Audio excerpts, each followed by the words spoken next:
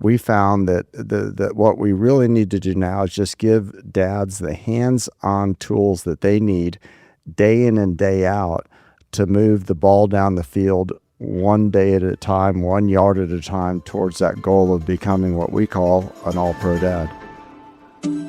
Hi again, everybody. Welcome to another episode of the Narrative Podcast. Mike Andrews and Aaron Baird joining you now, and rainbows everywhere.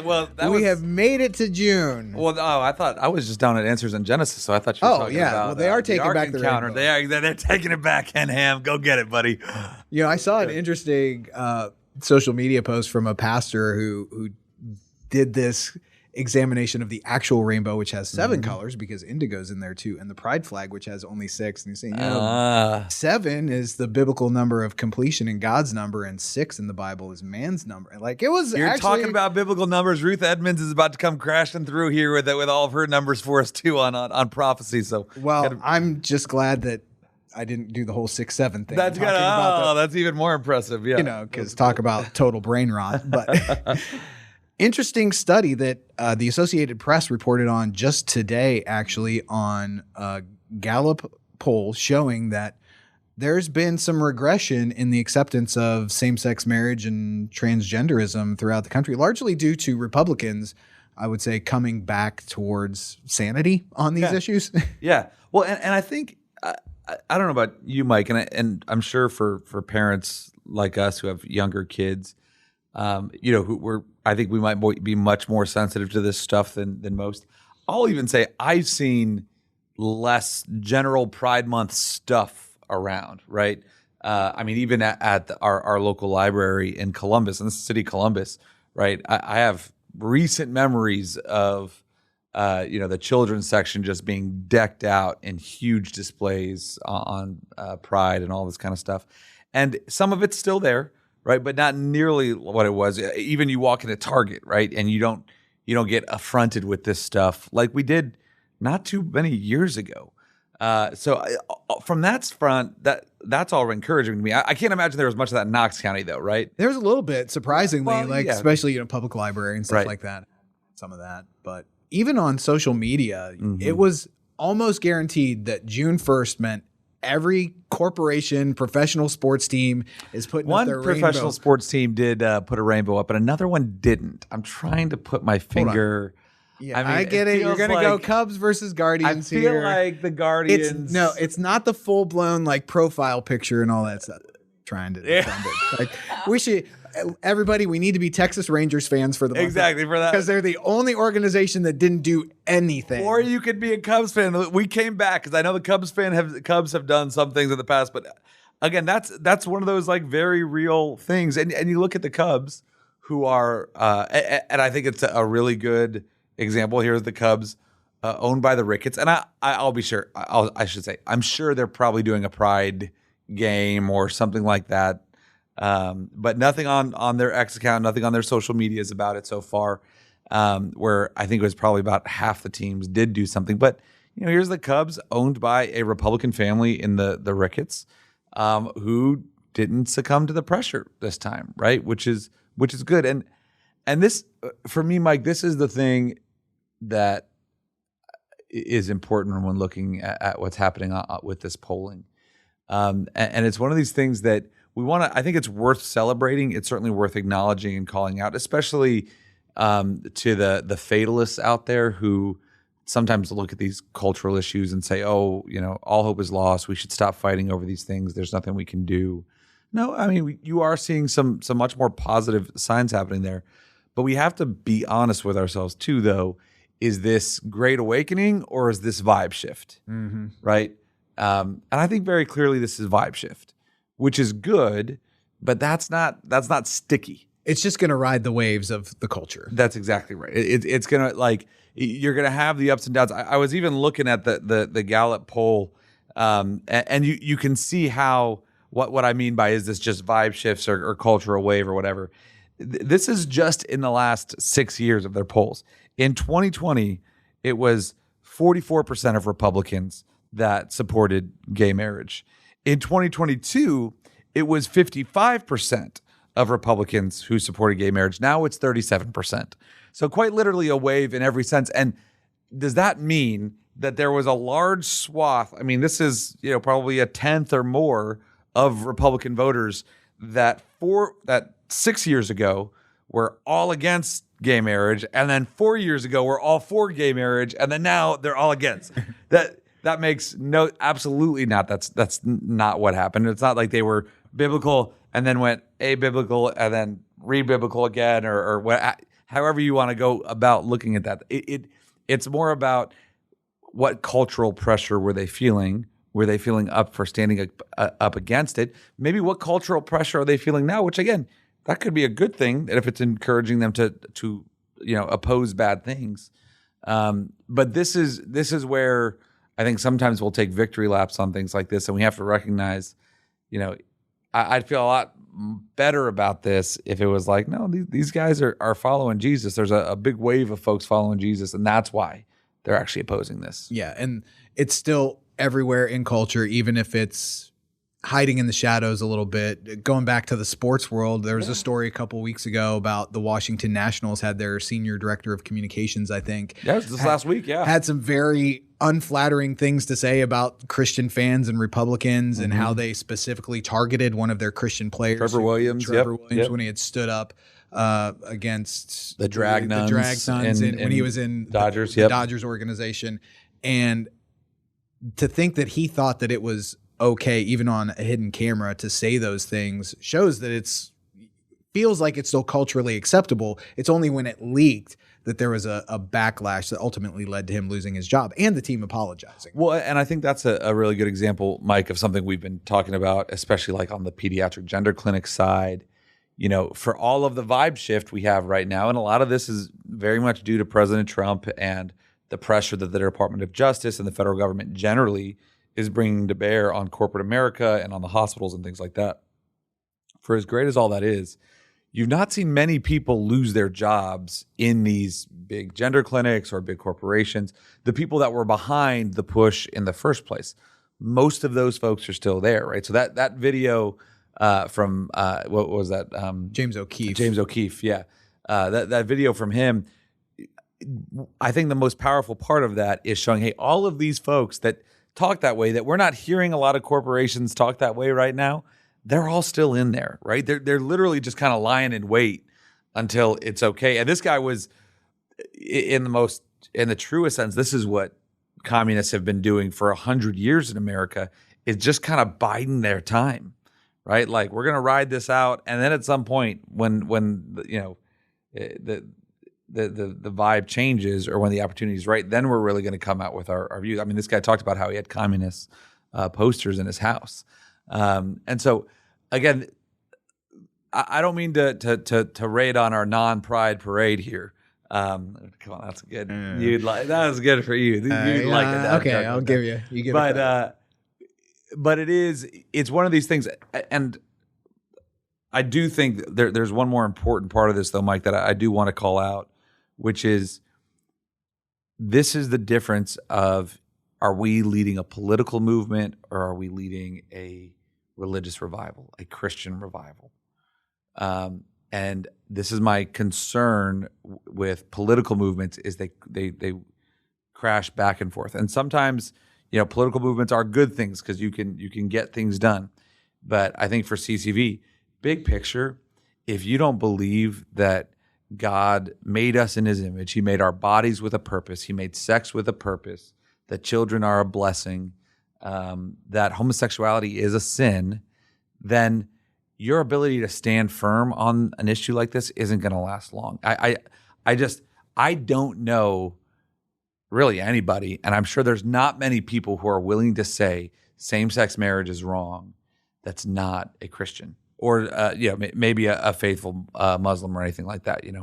Well, and consider the cost of laying low on either side of these issues. So if you're for it, and you're one of these people like the Washington Nationals communication director, who all he had to do was keep his mouth shut, right, until this became more culturally acceptable again. I still want to understand how James O'Keefe does. Sometime we need to have him on just to ask, how do you get these guys to talk to you? Yeah. Right? Like, what's the long relationship cycle look like? It boggles the mind that you could get a guy to a point. That certainly wasn't the first conversation when he opened up like that. Right. But truly, he could lay low Yep. And, once Trump's out of office, everything goes back to normal. If you're a Christian who holds these things true and you keep silent on it, what a detriment that is to Christian witness. Amen. And I think that's what we need to call people to, is whether or not the tide is favorable on these issues, be willing to speak up, even if it costs you. Yeah. Amen. Amen. Another hot button political topic, at least in our work, is school choice. Yep. We're big fans of it, in case you hadn't heard. And there is now a new coalition that wants to show how the $1 billion that Ohio is spending on school vouchers is just ruining our public school system. It's falling, and that's who to blame. That's who to blame is, again, the lack of self-awareness of, I think her name's Natalie Hastings, and they call themselves Vouchers Hurt Ohio, of like what's hurting these public schools is parents being so desperate to get out, right? And the minute they actually get the opportunity to leave, they're fleeing. Like they're really, what they're doing is they're not blaming the private schools, they're blaming the parents for not wanting their terrible public school product. That's the argument they're making. And as soon as a barrier is removed, they're gone. They're gone. Like and the problem is the private schools, not the public schools. What? Yeah, it makes no sense. And there was a rally for the Columbus City School District. Some of the people there were saying they're frustrated by this $1 billion plus per year spending on private school vouchers because Columbus City Schools is having to close buildings and lay off teachers. Now they tie this to this idea that, funding vouchers is what's doing this. There's no mention of the academic performance or woeful underperformance of these schools, or the fact that the population that they're serving is so much lower. Right. I mean, that's the Columbus City alone. Why is Columbus City losing or shutting down so many schools? Because they've lost 20,000 students over the last decade, right? And it's not to the private schools. A lot of it is just population shrinking, families moving out of the city of Columbus, right? At the same time, Columbus City schools are losing all these students. I mean, you go to Olentangy School District, you go to Dublin, these places are Hilliard, they're booming, they're massive, right? And it's because families are fleeing Columbus City schools because it's a terrible school district to go to these other public school districts, right? And instead of them taking it out on, Dublin or Westerville or whatever, they're taking it out on the private schools. The other thing, though, that they never talk about here, right? They're saying, it's $1 billion that taxpayers are spending on this. If the voucher program were to be eliminated, right? That's 200,000 kids on the voucher alone, right? That would be displaced. Now, mind you, many private schools would have to shut down. So even kids who aren't on the voucher, they would get kicked out of the private schools. All of those kids would have to go back into the public school system. Let's think about that just for a second of what that means. The average voucher amount is $6,400 K to 8. $6,100 K to 8, $8,400 9 to 12. Just on average for a public school student in Ohio, generally, the state spends about $14,500, right? That's more. That's more for our non-math majors. That's a whole lot more, right? So for those of you who went to public school like me, I can even manage that math and say taxpayers would be on the hook for a whole lot more if all of those kids get kicked out of the private school because they can't afford it anymore and get forced into the public schools. I think, Mike, the most important thing for me on this here is, one, this is where Christians need to wake up. Like, this is, I will say, from the CCV, Ohio Christian Education Network, all this, our goal is we want to get as many kids into Christian school as possible because we need to fix this worldview crisis we're in the next generation and fix this academic crisis we're in. But we have to recognize the public schools aren't going to go down quietly. They're not going to give up their monopoly, and not just their money, but their ideological control over the next generation. And they're gearing up at some point to go back to the ballot, with a constitutional amendment to try to kick all of these kids out of Christian school and force them all into these Marxist corrupt schools. And it's so interesting that they also don't mention the fact that public school funding has largely increased. Right. Oh, it has. While the education voucher It's has increased massively. Adjusted for inflation, all of those types of things. And of course, our good friend Laura Hancock doesn't want to mention any of those types of things of what's actually going on with school funding in Ohio. I found this line in the article revealing as well. It says the coalition's immediate goal is to pressure public officials to require private schools to be more accountable.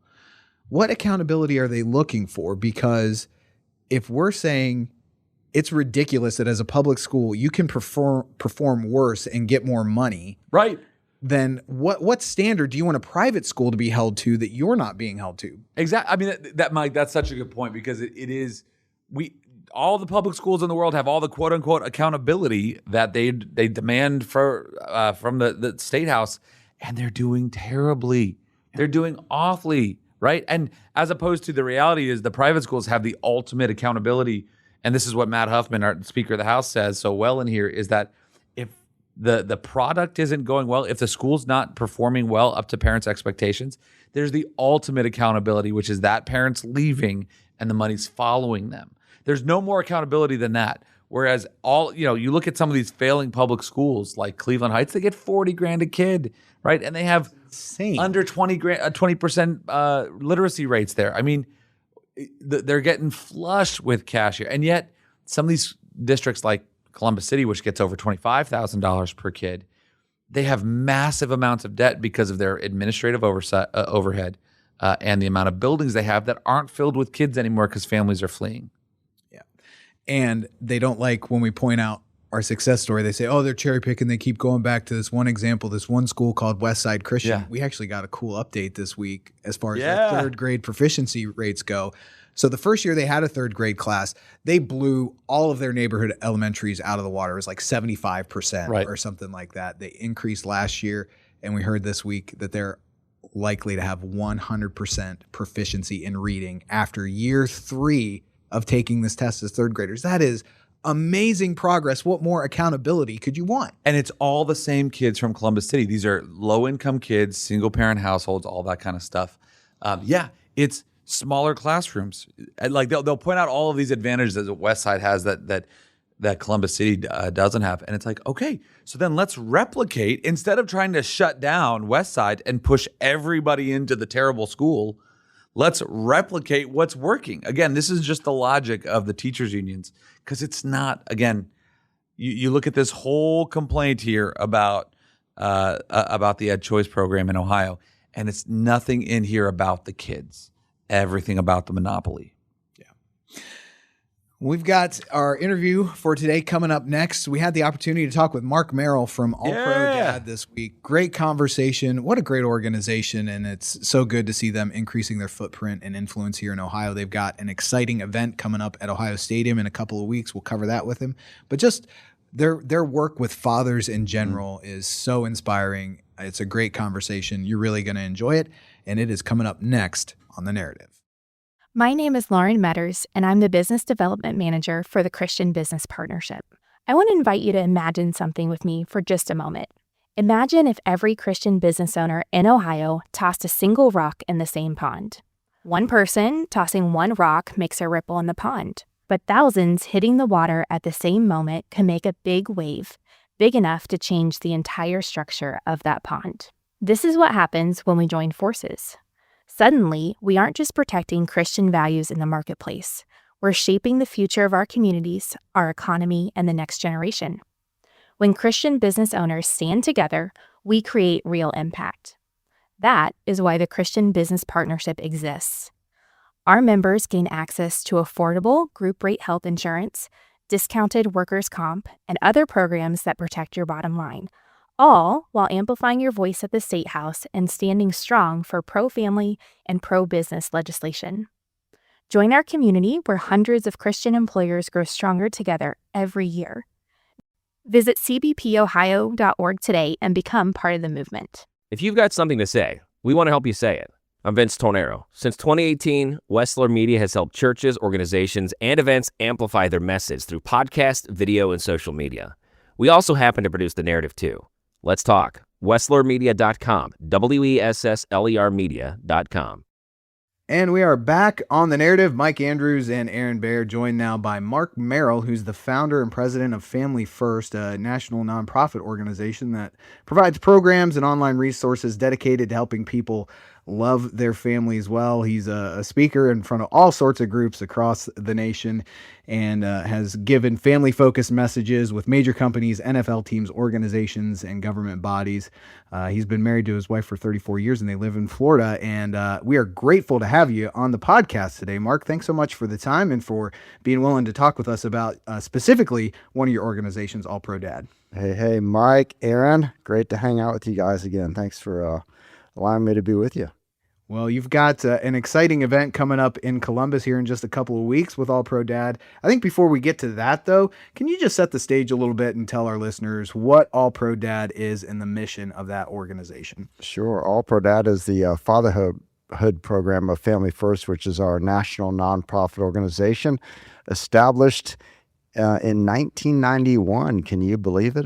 So about 35 years ago. And we get to reach families and dads and kids all across the nation through online and on the ground.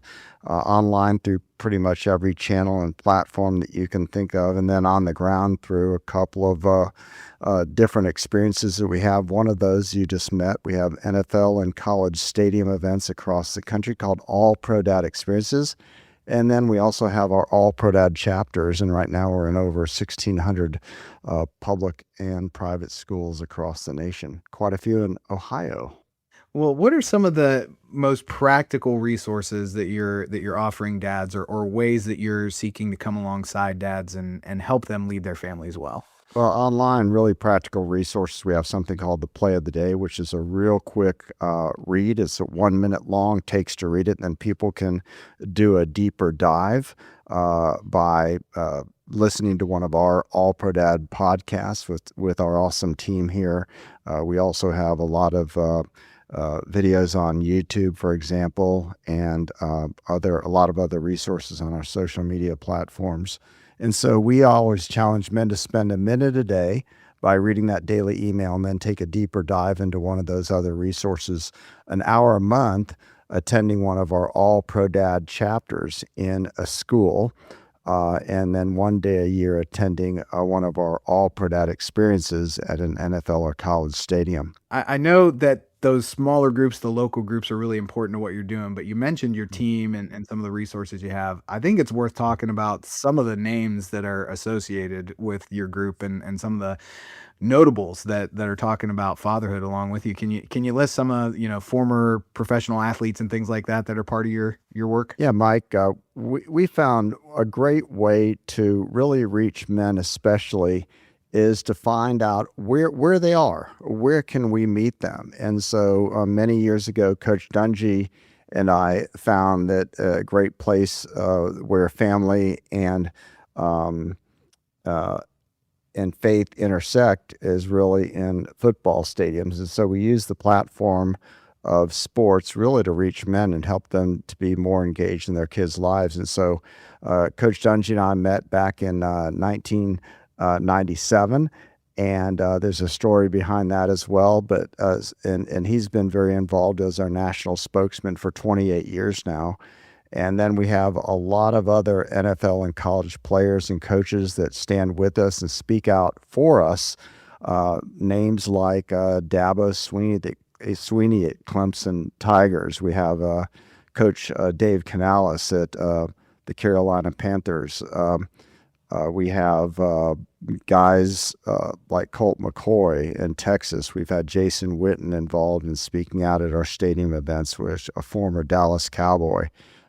We have a lot of oldies but goodies of guys like Mark Richt, the former coach of the Georgia Bulldogs, and other coaches in the state of Florida like Coach Norvell. We have guys in pretty much most of the markets that we've been a part of that are really speaking out on our behalf. And so we're really grateful for all that they've done. Guys like Benjamin Watson, who is with the Georgia Bulldogs as well. And the list can go on. Yeah, Mark, it's interesting right now. obviously at CCV, we've been putting a lot into this marriage and family conversation, and it feels like right now in the country, there is a renewed focus on this, or at least a renewed understanding of how important marriage and family is to the future of the country, right? You're hearing all the conversation around fertility rate but also an interesting conversation around poverty and things like that. And I think one of the reasons at CCV we were so happy to partner with you guys and so grateful that you guys wanted to come to Ohio was because we do see a loss of appreciation, a loss of understanding of the importance of fatherhood and the importance of really building out a vision for young men of what a good dad looks like, right? Whether that's been lost, the importance of that has been lost, or it's just folks don't emphasize it as much anymore. Why do you guys feel like now is such a time to be investing more in dads, not just on the individual level, but on the cultural and societal level? Well, I do see, Aaron, and you hit the nail on the head. We really need to give men, especially dads, young fathers, a really picture of what fatherhood can look like. And what we found over the last 35 years of doing this, we found that there's not a lot of dads from a percentage standpoint that desire to be a really crummy dad. They don't want to be involved in their kids' lives. But it's really just the opposite. We find so many men that we're connecting with, even dads that aren't custodial parents, aren't able to live with their kids. They desire to be the best dad that they can be. They want to be a hero to their kids, but they just don't know how. They either didn't have the toolkit when they were growing up. They didn't have someone showing them by example what this looked like, or they just never, had the tools that they were able to develop in their sphere of life. And so we found that what we really need to do now is just give dads the hands-on tools that they need day in and day out to move the ball down the field one day at a time, 1 yard at a time towards that goal of becoming what we call an all-pro dad. So, Mark, you mentioned you guys have been doing this for 35 years. What are the challenges dads are facing today compared to when you first got into this work, or maybe even when you first started doing this with Coach Dungy in the later 90s? What are the things you're seeing as you're talking to dads and you guys are doing this work all over the country that is unique about the experience for dads today, maybe compared to 20 or 30 years ago? I think of it from a couple perspectives, Aaron, and it's a great question because one has to do with the expectations of dads today. I think there is a greater expectation of dads than there was 35 years ago when we started this work. Previously, it was always an expectation as they would be a protector and be a provider. And just over the many years of the last 35 years, we found that, dads are being asked to step up and do so much more, to be there for their kids, to be an encourager, a nurturer, to be the example of the kind of man that their kids need them to be, to really be engaged in their life, and not just on weekends, but day in and day out, before work, after work, taking their kids to school, picking them up from school sometimes, maybe even cooking dinner, having other household responsibilities. So it seems to have really increased from that perspective. The other challenge and the big thing that has really changed that you guys have seen, I'm sure through your CCV study that you did, but also in your regular work, is we're seeing this massive download, if you will, of information and technology into our kids' lives. And, you look at books like The Anxious Generation, and there's a number of books that have that have come out over the years saying, this is how technology, how social media and other things that are really, really influencing our kids and really, really almost altering and influencing in a big way how they think, how they process, how they live their lives. And so that technology was developed, to make our lives easier, to encourage us, to help us in so many ways. And it does do that. But also we're more technologically connected like never before. But oftentimes, dads especially are more relationally disconnected from their kids like never before. And so there's this ongoing tension of trying to get our kids' attention and making sure we're speaking into their lives more than others who, strangers, if you think about it, online are speaking into their lives. So I think that's another challenge that's facing dads today. Mark, hearing you outline that, it seems like some of this is relatively simple in terms of just being present and involved in your kid's life, but yet it can feel so overwhelming to those dads that you're working with.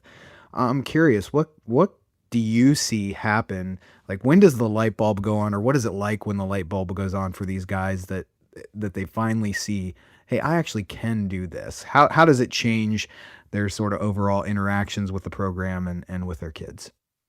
I think when I see the light bulb goes on, it especially occurs at one of our in-person experiences, the experiences that I shared that we have in schools across the nation, but also in stadiums. And when I have attended one of these chapter meetings in a school, and I see a dad stand up and share, which they do every single meeting, why they're proud of their child, and they share that in front of all the other men and kids in that school cafeteria.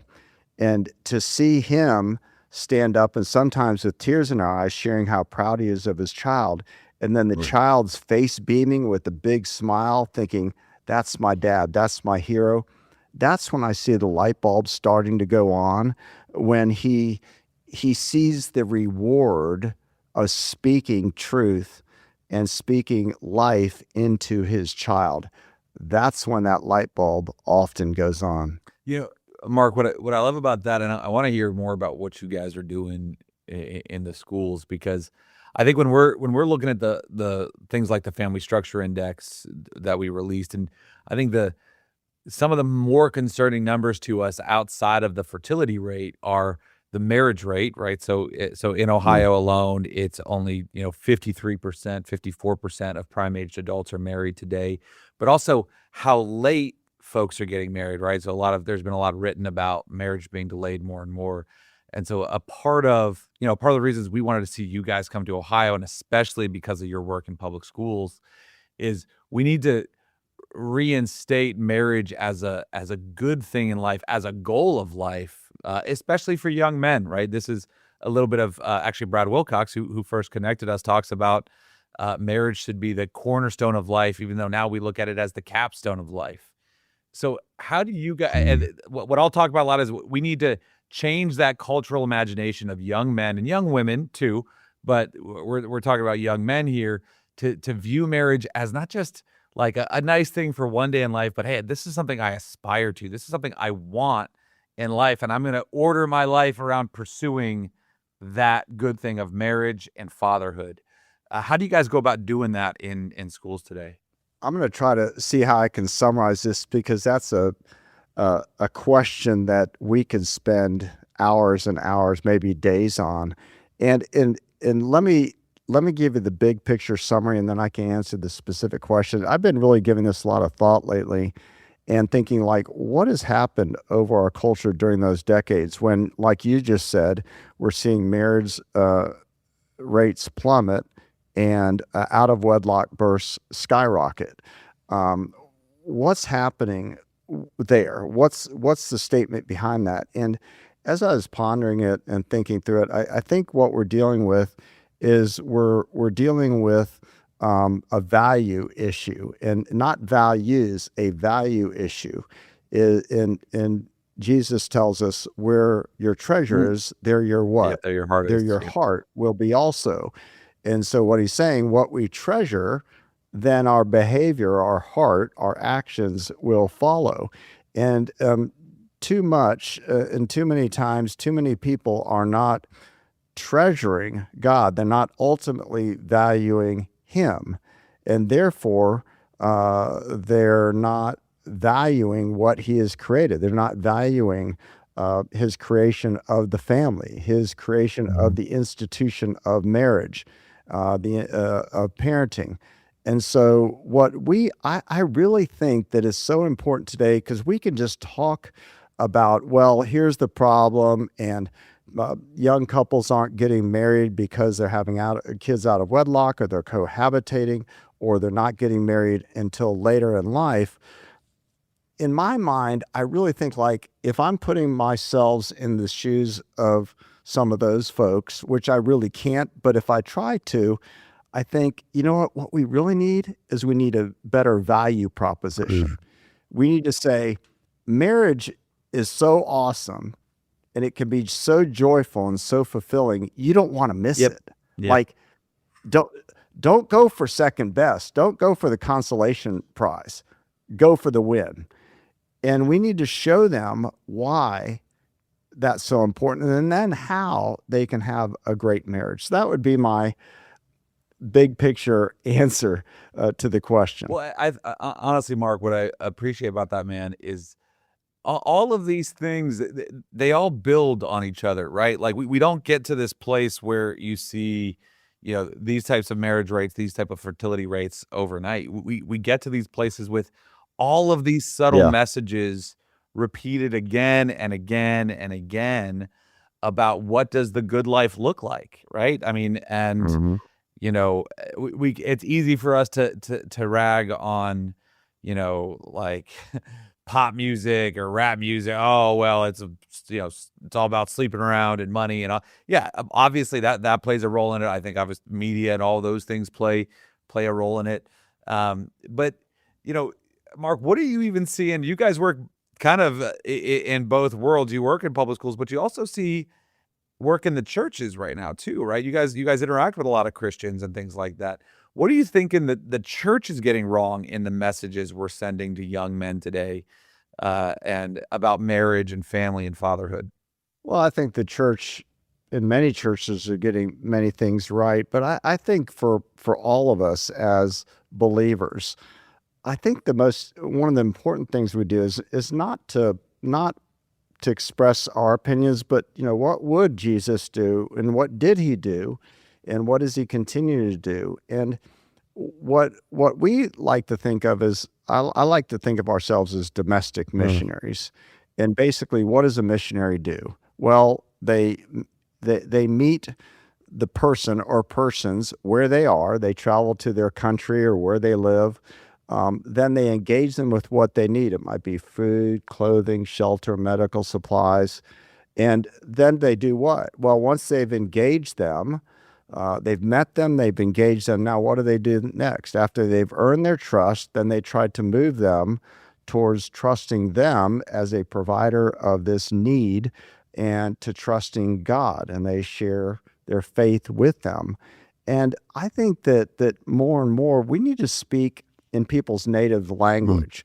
You guys have heard the term nuns and the different studies that are out there. The nuns, based on the Pew Research Center study a number of years ago, and then validated once again in 2025, the Pew Research Religious Landscape Study showed us that over 36% of those surveyed characterize themselves as nuns. When they're asked the question, "What religion are you?" and it had answers like a Catholic, Protestant, Hindu, Buddhist, Muslim, and then what? None of the above. That they're religiously unaffiliated, and so over 36% said, self-identified, of millennials and Gen Z said, "I'm none of the above," hence the term nuns. And so this is a group of people that kind of they have blurred lines between fact and feeling, truth and lies. They don't attend church, but they're spiritually open.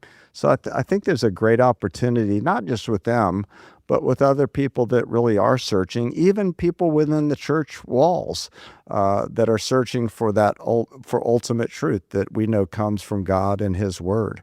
And so that's a real great opportunity for us to speak into those lives. And I think, again, speaking in their native language versus with Christianese or other things that they might not understand. We're basically truth translators, perhaps. And fatherhood seems to be an area where you can translate the truth of the gospel pretty well because, Mark, I'm interested in your take on this here. Having a bad dad might bring some shame on your own fatherhood journey, right? Or that sense that you don't know what you're doing because you didn't have the example. But the gospel seems like it can speak into that it can cover those lies and it can equip you in its own way to be the dad that your kids need him to be. Exactly. And, we have the perfect father. He's the model. And looking at the relationship between the Father, Son, and Holy Spirit, I mean, you can't get any better than that. And so, yeah, I think what we do, what I really need to be doing as a father, I don't need to be following just someone else's example because I think they're a great guy. The Apostle Paul says, "Follow my example as I do what? As I follow the example of Christ." So don't follow me, but only follow me if I'm following the example of Christ. So that's really what my goal and desire is, to do it with all my failures, all my stumbles, all the fumbles of the old football that I've made in my parenting journey. It's really continue to move the ball down the field 1 yard at a time, day in and day out, towards that goal of being an all-pro dad. And the only ultimate model that I can look to do that is Christ Himself. Amen. Well, we teased at the outset here that you've got an exciting event coming up here in just a couple of weeks, and hopefully we've had everybody at home on the edge of their seats waiting for more information on that. But June 15th, an event at the Ohio State University in Ohio Stadium. This sounds like an awesome day. Can you just talk us through what all's going to go on and what that event is? The Ohio State University, that is definitely where it's going to be. And yeah, we're going to have a fun event. And again, it's called our All Pro Dad Experience. And this will be, I think, we've done over 145 of these events across the nation and over the last 30 years or so. And this one will be on June 15th in the evening. And so dads and kids will gather, as well as father figures. We'll have some moms there too. And it'll be about a 2.5 hour event where they'll gather. They'll hear from Coach Day, head coach of the Buckeyes, and of course, former coach and Lieutenant Governor Tressel will be there speaking as well. And I've even heard some rumblings that perhaps Governor DeWine, will be there as well. So, and our whole All Pro Dad team will be there, and it's going to be that event where they'll hear from those speakers, but also, and really a fun thing is it's going to be an interactive experience on the field where dads and kids rotate through 4 different stations, and each station they do a drill and have some fun with one another that's interactive, and then they learn to have a life lesson at each of those stations. And so we found over the years, this is almost already a sellout crowd this far in advance. So if folks haven't gotten their tickets yet, they'll want to make sure they do so if they want to join us. But it'll be a meaningful and memorable experience that dads and kids won't want to miss. I'll be there. This is awesome stuff. We're so glad that your organization's getting more involved here in Ohio and hosting this event on the 15th. For anybody who wants more information about All Pro Dad and what you all do through that organization, can you give us a website and any place they need to connect with? Sure. allprodad.com/win. allprodad.com/win. And that not only will give them the information on how to get more resources or information relating to registering for the event, but also tons of resources for folks in the state of Ohio, and we have an awesome Responsible Fatherhood initiative with the state, and it's all about winning the everyday. And so we're thrilled about that and can't wait to continue our expansion in the great state of Ohio. Thank you for tuning in to this episode of The Narrative, presented by CCV and produced by Wessler Media. If you found today's episode insightful, leave us a review or rating and subscribe anywhere you get your podcasts. We're your hosts, Mike Andrews, Aaron Bear, and David Mahan, and we'll see you next time on The Narrative.